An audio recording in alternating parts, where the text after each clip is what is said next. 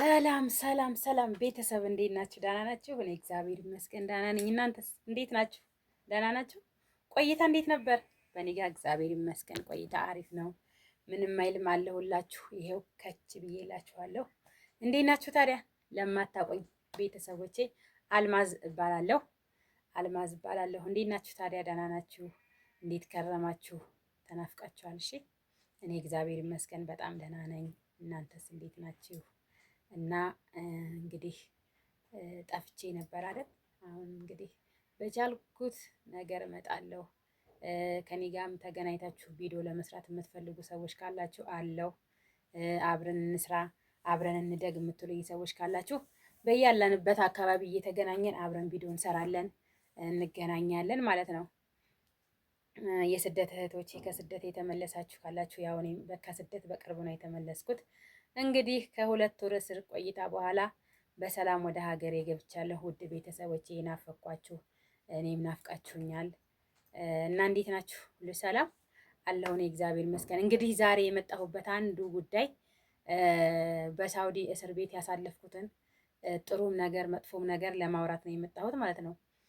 በሳውዲ እስር ቤት እንግዲህ መጥፎ ነገር የምለው ልጆች በእስር ቤት የምትልኩ ሰዎች ልጆቻችሁን በእስር ቤት ለምትልኩ ለእናንተ ነው መልእክቴ ማለት ነው። ልጆቻችሁን በእስር ቤት ለምን ትልካላችሁ? ለምንድን ነው የምትልኩት? ሳንቲሙ ስለሚቀንስ ነው ወይንስ በህጋዊ መንገድ መላክ ስለማትፈልጉ ነው? መላክ ስለማትችሉ ነው? ለምንድን ነው የምትልኩት? እንግዲህ ለእናንተ ነው፣ ለወላጆች ነው ይሄ ጥያቄ ማለት ነው። እና ልጆቻችሁን በእስር ቤት ለምትልኩ ሰዎች እኔ እንግዲህ ያሳለፍኩትን ስቃይ ዛሬ እነግራችኋለሁ ማለት ነው። ያየሁትን እኔ ሳይሆን የተሰቃየሁት ያየሁትን ማለት ነው። ያየሁትን እስር ቤት ልጆቻችሁን ለምትልኩ ሰዎች ማለት ነው። አብሶ እንግዲህ ከማጀመራለሁ ልጆቻችሁ ከአንድ ዓመት በላይ ለሆኑ ልጆቻችሁን ከአንድ ዓመት በላይ ሆኗችሁ ለምትልኩ በእስር ቤት ወላጆች ይሆንልኝ መልእክቴ ማለት ነው። እና ልጆቹ ከአንድ ዓመት በላይ የሆኑት ልጆች እህል ያስፈልጋቸዋል፣ ምግብ ይበላሉ፣ ደህና ደህና ነገር ማግኘት ይፈልጋሉ። እነሱ ምን ያህል ነው የሚሰቃዩት እዛ እስር ቤት? እንደገና ምን አይነትስ ምግብ ነው የሚበሉት እስር ቤት ውስጥ? ምን አይነት ምግብ ያገኛሉ እስር ቤት? እንግዲህ አንድ ሰው 2 ወር ሊታሰር ይችላል፣ 3 ወር ሊታሰር ይችላል፣ 4 ወርም 5 ወርም ከዛ በላይም ሊታሰር ይችላል። እኔ እንግዲህ ቢያንስ 8 ቀንም እቆያለሁ፣ 3 ቀን 4 ቀን ራሱ እቆያለሁ ብዬ አልነበረም። ግን እሱ የመድኃኒዓለም ፍቃድ ሆነና ስንት ቀን ቆየ? 2 ወር ተቀመጠው እስር ቤት ማለት ነው። 2 ወር ታስሬ ነው ወደ ኢትዮጵያ የገባሁት ማለት ነው። ግን እኔ ስገባ ወደ እስር ቤት እኔ እንጃ ሳምንት ራሱ የምቆይ አይመስለኝም። በረራ ነበር በዛን ጊዜ፣ ይበሩ ነበረ፣ ቶሎ ቶሎ ነበር የሚሄዱት ማለት ነው። እና ምን መሰላችሁ እነኛ ልጆች ደግሞ ለማትልቁት ሰዎች፣ ለማታውቁ ሰዎች፣ ለማታውቁት ልጆቻችሁን ይዞት ወደ ኢትዮጵያ የሚገባ ሰው ለማታውቋቸው ሰዎች ልጆቻችሁን አምናችሁ አማና የምትሰጡ ሰዎች በጣም ነው የምታሳዝኑ። የእውነት ነው የምላችሁ። እኔ እንግዲህ ካየሁት አንጻር ነው። እነኛ ልጆች ምግብ ይበላሉ፣ ካካ ያደርጋሉ። እነሱ ግን የሚያዩትን መከራ እናንተ ታያላችሁ። አይታችኋቸዋል? አላያችኋቸውም? እኔ ግን አይቻቸዋለሁ። እኔ ልጆቹን አይቻቸዋለሁ፣ ምን አይነት በደል እንደሚደርስባቸው ህፃኖቹ ልጆች፣ ምንም የማያውቁት እንስሳዎቹ ልጆች ማለት ነው። ምግብ የማያበሏቸው እግርና እጃቸውን እስር እያደረጉ፣ የእውነት ነው የምላችሁ፣ እግርና እጃቸውን እስር እያደረጉ ከዚህ ከምንተኛበት የብረት አልጋ ላይ ነው የምንተኛ ማለት ነው። ከዛ ከብረቱ ጋር እግራቸውን እያሰሩ እንዳይሮጡ፣ እንዳይቦርቁ፣ እንደፈለጋቸው እንዳይንቀሳቀሱ አስባችሁታል? እንደዛ አይነት ስቃይ ነው የሚደርስባቸው። ከአንድ ዓመት በላይ የሆኑት ልጆች እንግዲህ ገና ለመሮጥ ለመጫወት በጣም የሚፈልጉ በጣም ጉጉት ያላቸው ልጆች ናቸው አይደል? ግን እነሱ ልጆች በደል እየደረሰባቸው እግራቸው እየታሰረ እያነከሱ የሚሄዱ ልጆች አሉ። ማርያምን እኔ በአይኔ በብረት ያየሁት እየመቷቸው እየቆነጠጧቸው ማለት ነው። እኛ እናለቅሳለን ተሰብስበን ማለት ነው። እነኛ ልጆች ላይ የሚደርስባቸውን ስቃይ እያየን ካካ እንዳያረጉ ምግብ የማያበሏቸው ልጆች አሉ። ካካ እንዳያረጉ ካካቸውን እንዳያጥቡ ማለት ነው። ገባችሁ? እንግዲህ ከአንድ ዓመት በላይ የሆኑ ልጆች ካካቸው ይሸታል፣ ቶሎ ቶሎ መቀየር ያስፈልጋቸዋል። ያንን ላለማድረግ ምግብ የማይሰጧቸው ልጆች አሉ። የእውነት ነው የምላችሁ። ልጆቻችሁን ለሰው የምትልቁ ሰዎች አብሶ ለማታውቋቸው ሰዎች ለገንዘብ ቅናሽ ብላችሁ የምትልኩ ሰዎች ማለት ነው። ይሄ መልእክቴ ይድረሳችሁ። ማርያምን እኔ ካየሁት ስቃይ አንዷ ማለት ነው እግሯን የሴት ልጅ ናት 1 ዓመት ከምናምን 2 ዓመት ይሆናታል ይመስለኛል ማለት ነው። እንደው አንድ ቀን ደግሞ አብሬያቸው ከታሰርኳቸው ልጆች ጋር አንድ ቀርቤ እጠይቃቸዋለሁ። እነሱን ደግሞ አቅርቤ ማለት ነው ምን አይነት ስቃይ ይዛ አብረን እንዳሳለፍን አቅርቤ ታዳምጧቸዋላችሁ ማለት ነው እነኛ ሰዎች እና እግሯን ይሄንን ተቁርጭምጭሚቷ ላይ ሰብራት ነው መሰለኝ ለብዙ ቀን ለ15 ቀን ምን ያህል እያነከሰኝ እንዲህ እንደ ሽባ ማለት ነው። ያኔ ምንም መራመድ እንደማይችል ልጅ ነበር የምትሄደው ማለት ነው። አንድ ሴት ልጅ ናት እና እዚህ ሀገር ናት ማለት አልፈልግም፣ ግን ያቺ ልጅ ለምንድን ነው እንደዚህ የምታረጊያት ስንላት ምን አገባችሁ ነው የምትለን ማለት ነው። ምን አገባችሁ፣ ምን አስጨነቃችሁ ነው የምትለው። ማርያምን እንደዚህ አይነት ስቃይ አሳልፍ ያለው እኔ ማለት ነው። በልጅ ነገር እናንተ እየለፋችሁ የምትንከራቱት ለልጆቻችሁ አይደለ? ለልጆቻችሁ እኮ ነው። እኔ አሁን ለልጄ ነበር የምኖረው። በቃ ልጄን እንዳይረባው እንዳይጠማው እንደፈለገው እንዲሆን ነበር የምኖረው። ግን እናንተም የምትለፉት ለልጆቻችሁ ነው። ልጆቻችሁን ቢያንስ ከቻላችሁ በህጋዊ ተጎርታችሁም ተጨንቃችሁም ተጠባችሁም ልጆቻችሁን በህጋዊ መስበር ላኩ። በእስር ቤት አትላኩ እንዴ! ዛሬ በረራ አለ ነገ በረራ አለ ቢሏችሁ አትስሙ፣ አታዳምጧቸው። ለምን መሰል እናያለን። አሁን ፌስቡክ ላይ ማንኛውም የሶሻል ሚዲያ ላይ ይለቀቃል። በዚህ ቀን ይሄን ያህል እስረኛ ገባ፣ ይሄን ያህል ቀን ታስረው ይሄን ያህል ገባ። ያ ውሸት ነው። ያ የድል ጉዳይ ነው። የድል ጉዳይ ነው። ገብታችኋል? የድል ጉዳይ ነው። 1 ዓመት የሚታሰር ሰው ይኖራል። 1 ዓመት ልጆቻችሁ የሚደርስባቸውን ግፍ አይታችኋል። እንደገና ደግሞ ልጆቻችሁን ከሰጣችሁ በኋላ ስልክ የማይደውሉላችሁ ሰዎች አሉ። ልጆቻችሁ እዚህ ደርሰዋል፣ እንደዚህ ሆነዋል፣ ታመዋል፣ ድነዋል የማይሏችሁ ሰዎች ብዙ ሰዎች አላችሁ። እኔ አንድ ጓደኛችን ነበራት እና ከእሷ ጋር እንቀራረባለን። ግን በጣም ክፉ ናት፣ በጣም መጥፎ ናት። እግዚአብሔር ከሰማይ የወረወራት ናት ማለት ነው የእውነት እና ልጁን ከእስር ቤት ይዛ ከገባይ ቀን ጀምሮ 2 ወር ስንታሰር 1 ቀን ደውላ አታውቅም። ለእናቷ ማለት ነው። ለእናቱ ወንድ ልጅ ነው። ለእናቷ 1 ቀን ደውላ አታውቅም። ለሱ ለምንድን ነው የማትደውይላት ብለን ስንጠይቃት ልጅቷ እናቱ እኮ ይሄኔ ትጨነቃለች፣ ይሄኔ እኮ ትፈልጋለች፣ ይሄኔ እኮ ታለቅሳለች ስንላት ልጅቷን ይዛው የገባችሁልኝ ለምንድን ነው የማትጠይቂው ብለን ተሰብስበን ስንጠይቃት ምን አስጨነቀኝ፣ ልጇን ጠልታው ነው እንጂ ለኔ የሰጠችኝ፣ ልጇን ብትወደውማ ለኔ ያሰጠኝም ነበር ነው የምትለው። መልሷ ይሄ ብቻ ነው። በጣም ኃይለኛ ናት። በጣም የምታስጠላ አጸያፊ ልጅ ናት የእውነት ይዛው የገባችሁ ማለት ነው። እና ይሄን እንደዚህ አይነት አጸያፊ ነገር እስር ቤት ውስጥ አይቻለሁ። ምግብ የማያበሏቸው አፋዛቸውን በየሰዓቱ የማይቀይሩላቸው ስንት ጉዶች አሉ።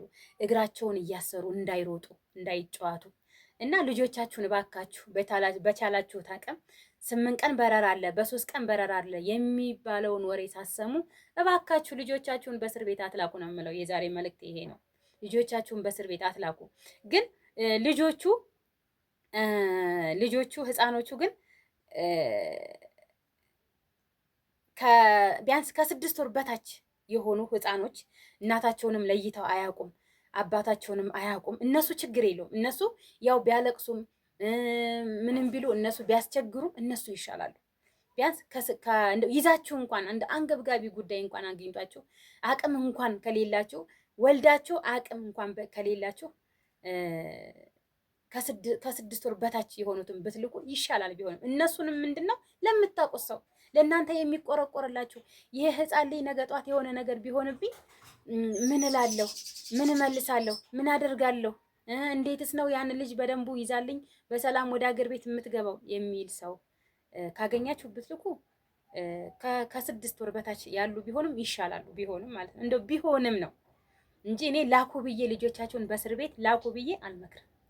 በፍጹም አልመክርም። የእውነት ስንት ክፉዎች ሰዎች አለን ማለት ነው። ሴት ሆነን እየወለድን መውለድ ነገ ጧት እንደምንወልድ እያወቅ ነው ልጆች የምናሰቃይ ስንት ልጆች አለን ማለት ነው። ስንት ሰዎች አለን።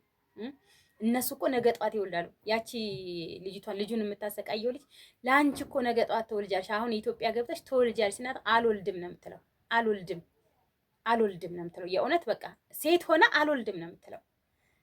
እንግዲህ እባካችሁ ልጆቻችሁን በእስር ቤት አትላኳቸው። የእውነት ምንም ተቸግራችሁም ተበድላችሁ ምንም ቢሆን በህጋዊ ነገር ብትልኩ ልጆቻችሁን ጥሩ ነው ብዬ ነው የምመክራችሁ። ለወላጆች በህጋዊ ላኩ ልጆቻቸውን። ህጋዊ ይሻላል ምንም ቢሆን ማለት ነው።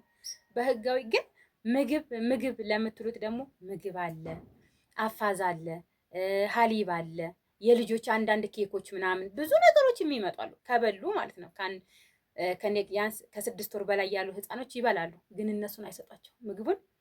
ለነኛ ለህፃኖች ተብሎ የሚመጣውን ምግብ እነኛ ናቸው የሚበሉት፣ የያዙት ሰዎች ናቸው የሚበሉት። የእውነት እንደ እናቷ ተንከባክባ ማንም ልጅ ለዛች ለህፃን የሚያበላ የለም።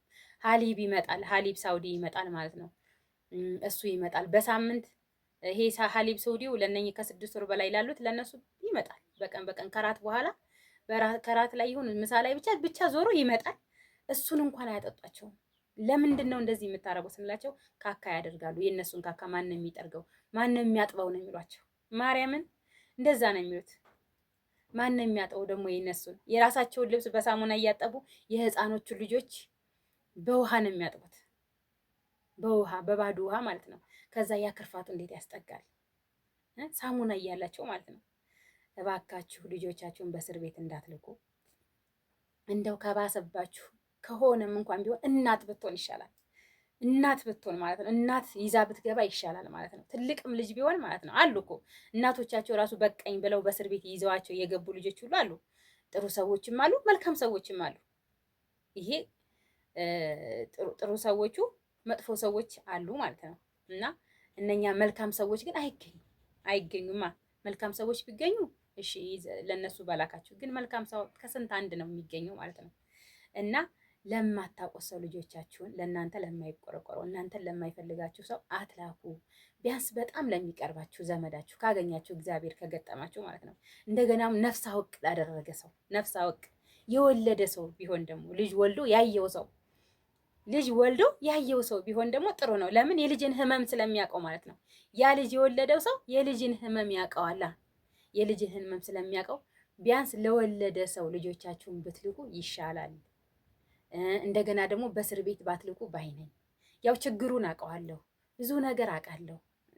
ቸግሯችሁ ነው፣ የሆነ ነገር ማድረጊያ ጠፍቶባችሁ ነው። የስደትን ነገር አውቃለሁ። ስለዚህ ምንም ቢሆን ቢቸግራችሁ እንኳን ቢያንስ አንደኛ ልጆቻችሁ ለማታውቁት ሰው አትላኩ።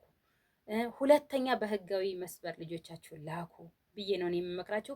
እንደገና ደግሞ ልጆቻችሁ ከ6 ወር በላይ ለሆኑ በእግራቸው የሚራመዱ ከሆኑ አትላኩ። ልጆቻችሁን በሽተኛ አታደርጓቸው። የእውነት ብዙ ልጆች በሽተኛ ሆነው እኔ አይቻለሁ። እኔ 2 ወር ስታሰር ብዙ ስቃይ አይቻለሁ እዛ ውስጥ ማለት ነው። እንዳው ይሄ ትንሽ የታዘብኳቸው ነው እዛ ውስጥ ይሄንን አሁን የምነግራችሁ ማለት ነው። እና ህክምና አለ፣ ቢታመሙ ህክምና አለ። በሽታ በቀን ነው ያስላቸዋል። ቅዝቃዜ ነው እስር ቤቱ፣ በጣም ይቀዛቀዛል። በጣም ተልጅ ነው እስር ቤቱ ማለት ነው። በጣም በረዶ ነው። ስለዚህ በዛን ጊዜ ልጆቹ ደግሞ አይችሉም። ህፃኖች እንትናችን ስስ ስለሆነ ቆዳቸው ስስ ስለሆኑ ቶሎ ነው የሚታመሙት። ሐኪም ቤት ይሄዳሉ። በቀን የሚወስዷቸውም ልጆች ሰዎች አሉ፣ የማይወስዷቸውም አሉ። ግን ቢወስዷቸው እንኳን ሄደው መድኃኒት እንኳን ሲያመጡ ኤክስፓየርድ ያደረገ መድኃኒት ነው። የእውነት ኤክስፓየርድ ያደረገ ስናየው መድኃኒቱን ማለት ነው ኤክስፓየርድ ያደረገ ነው የሚሰጣቸው መድኃኒት። አይድኑ፣ ወደ ላይ ነው ወደ ታች ነው የሚያማቸው ማለት ነው። ስለዚህ ባካችሁ ልጆቻችሁን በእስር ቤት አትላኩ። ወንድምና እህቶቼ ይሄ መልእክቴ ይድረስልኝ። ይሄን መልእክቴን ላይክ እና ሼር ሰብስክራይብ እያደረጋችሁ አበረታቱኝ። አልማዝ ነኝ። እንግዲህ ደግሞ በጎ ነገር ደግሞ አሁን ይሄ መጥፎ ነገር የምለው ነው ልጆቻቸውን በእስር ቤት ለሚልኩ እህቶቼ ነው። ይሄንን ቪዲዮ እንዲደርስ ወደፊት ልጆቻቸውን በእስር ቤት ለመላክ የተዘጋጁ ካሉ ይሄን ቪዲዮ ይላኩላቸው ማለት ነው። ይድረሳቸው።